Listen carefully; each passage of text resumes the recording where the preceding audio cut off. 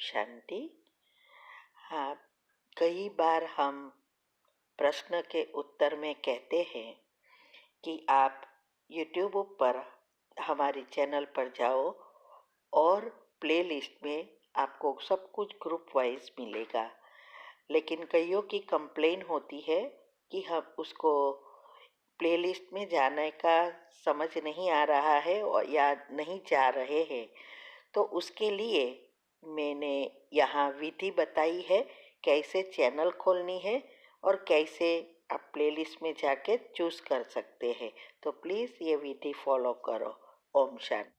अगर आपको मेडिटेशन और हेल्थ की बातों को अच्छी रीति समझना है तो यूट्यूब चैनल है शिव शक्ति मेडिटेशन बीके कुसुम, फिर सब्सक्राइब करेंगे और जो लक्ष्मी नारायण का आइकॉन है उस पर टच करेंगे तो हमारी चैनल खुल जाएगी। वहाँ प्लेलिस्ट में आपको सब कुछ ग्रुप वाइज मिलेगा। साथ साथ लाइक शेयर और कमेंट भी कीजिए। इससे आपका दुआ का खाता बढ़ेगा, बुद्धि का ताला खुलेगा और आप जल्दी जल्दी आगे बढ़ सकोगे। ओम शांति।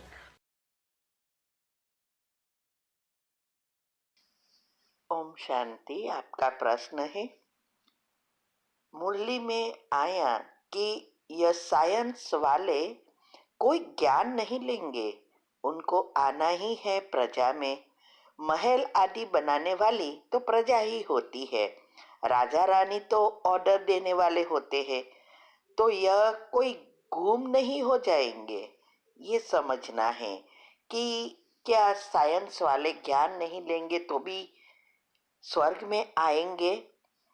उत्तर है, ये जो भी साइंटिस्ट है और जो भी इन्वेंशन निकाल रहे हैं वो नई नई आत्माएं हैं जो परमधाम से आती है, तो उसके पास शांति अपार है, इसीलिए वो इन्वेंशन निकाल सकती है।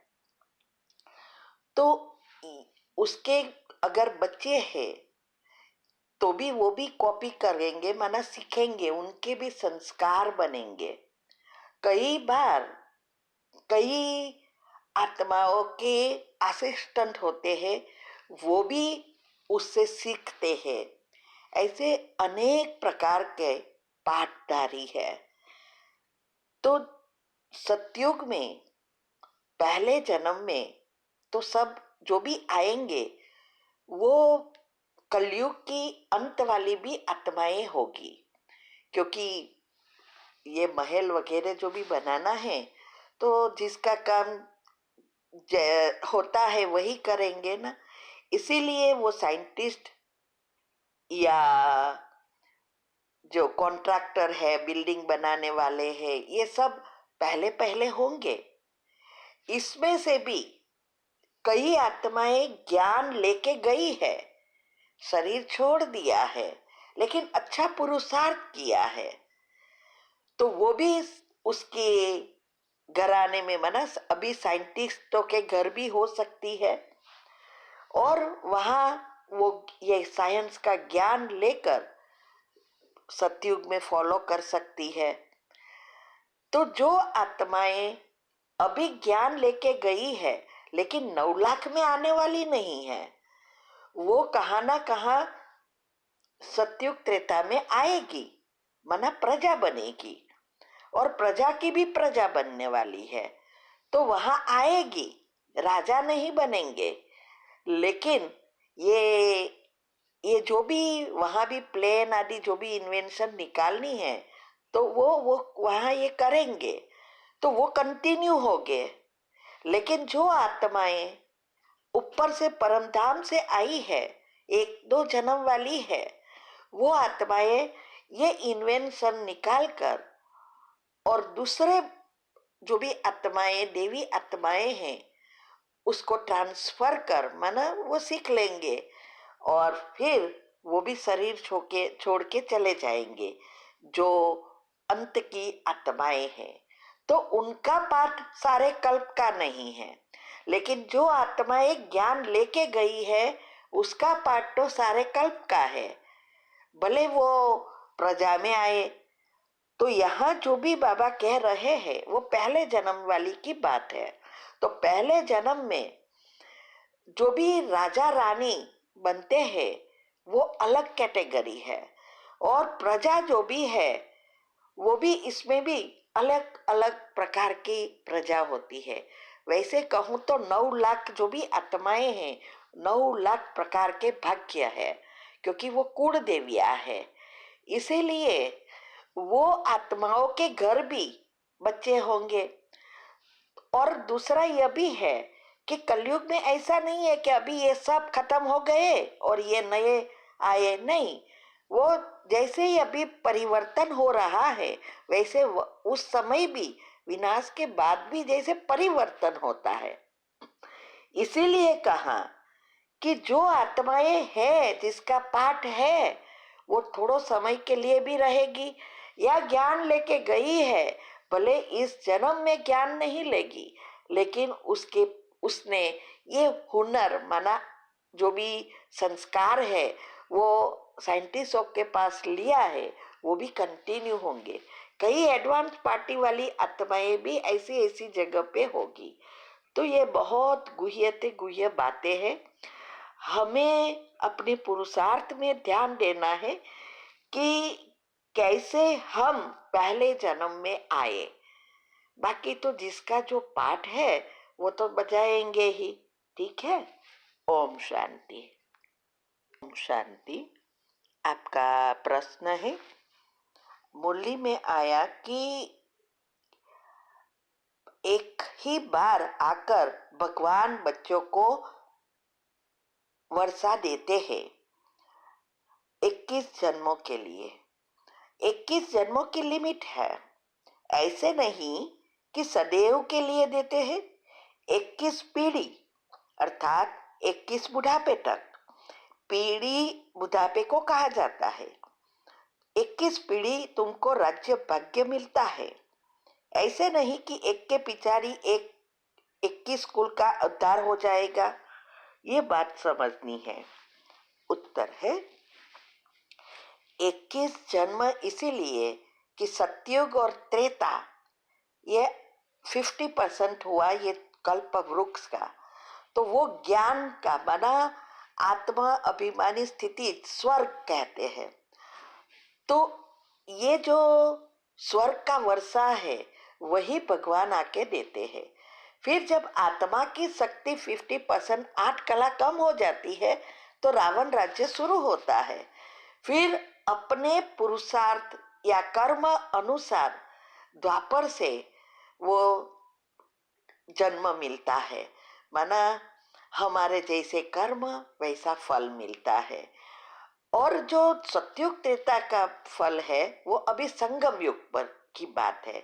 संगम युग पर किसने कितना किया उस अनुसार सतयुग में राज्य भाग्य मिलता है, वो फिक्स हो जाता है।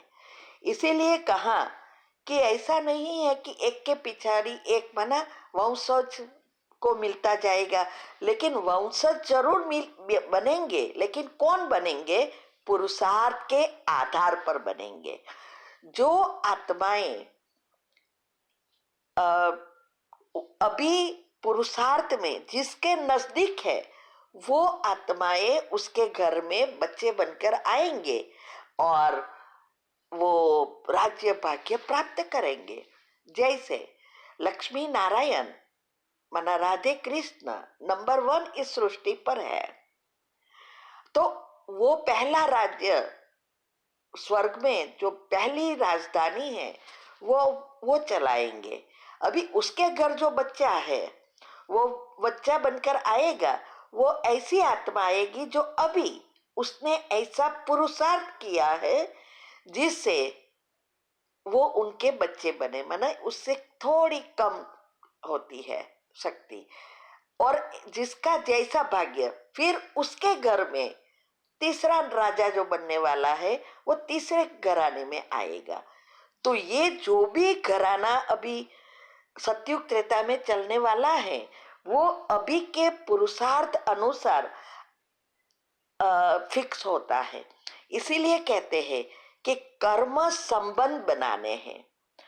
सारे कल्प में इसी समय ऐसा है जो हम जान सकते हैं कि हम किसके किसके साथ जुड़े हैं। स्पेशली सतयुग त्रेता वाली आत्माएं, जो भी ब्राह्मण बच्चे हैं, भगवान के बच्चे बनते हैं, वो अभी कोई ना कोई रीति से किसी ना किसी से टच में रहेंगे और उस अनुसार पुरुषार्थ करेंगे। हम सबको तो नहीं पहचानेंगे 33 करोड़ को, लेकिन कई बार हम नजदीक से मिलते हैं, कई बार क्लास में मिलते हैं, कई बार व्हाट्सएप पर मिलते हैं, कई बार यूट्यूब पर मिलते हैं, और किसी की बात हमें बहुत अच्छी लगती है, हम उनको फॉलो करते हैं और उसके जैसा पुरुषार्थ करते हैं, तो उस अनुसार हम उनके साथ जुड़ते जाते हैं। और कई आत्माओं से सिर्फ आबू में मिलेंगे या रास्ते में मिलेंगे, ओम शांति ही करेंगे, थोड़े समय के लिए ही या थोड़ी मिनट के लिए मिलेंगे, तो वो कहा ना कहा 33 करोड़ में हमें मिलेगी, नजदीक में आएगी संबंध में। क्योंकि फिर धीरे धीरे परिवार बढ़ता है, तो बच्चों के बच्चों के बच्चों के बच्चे बच्चे होते रहते हैं ना, तो ऐसे ऐसे एक्सटेंडेड फैमिली होती है।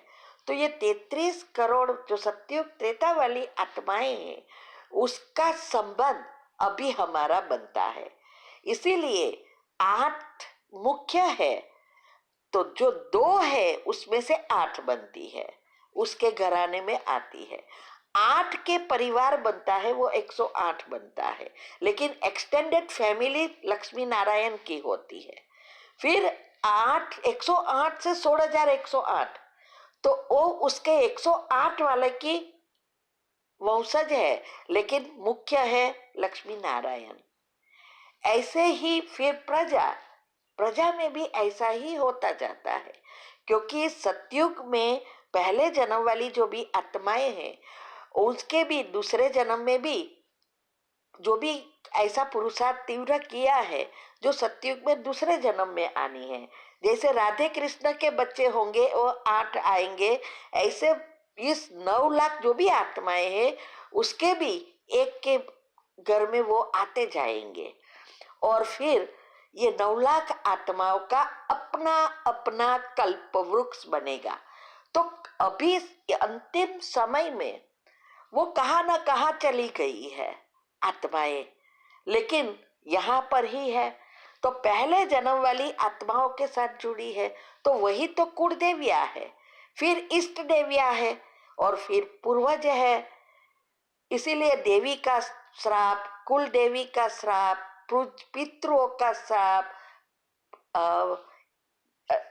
इष्ट देवी का श्राप, ऐसे कहते हैं ना। तो ये सब कहा ना कहा वो आत्मा हमारे घर आती ही रहती है, और जाने अनजाने हम उनसे ऐसा व्यवहार कर बैठते हैं जिससे उसका मन दुखी होता है और वो श्राप में बदल जाता है। ये मैंने एक टॉपिक रखा है कि देवी, कुल देवी, पितरों का श्राप क्या है और कैसे लगता है। क्या माताएं या माँ बाप कभी भी श्राप नहीं देते हैं, लेकिन कैसे श्राप लग जाता वो सुनो, आपको ये इसमें बाद में समझ में आएगी। अभी थोड़े दिन में ही वो टॉपिक यूट्यूब ऊपर से तीव्र पुरुषार्थ में आया था। इसीलिए हम कहते हैं कि सभी ग्रुप का रोज चेक करो और करो, तब आपको ये बातें, अगर आपने ग्रुप में ऐड हुए लेकिन करते कुछ नहीं, फिर प्रश्न खड़े के खड़े रह जाते हैं। ठीक है, ओम शांति।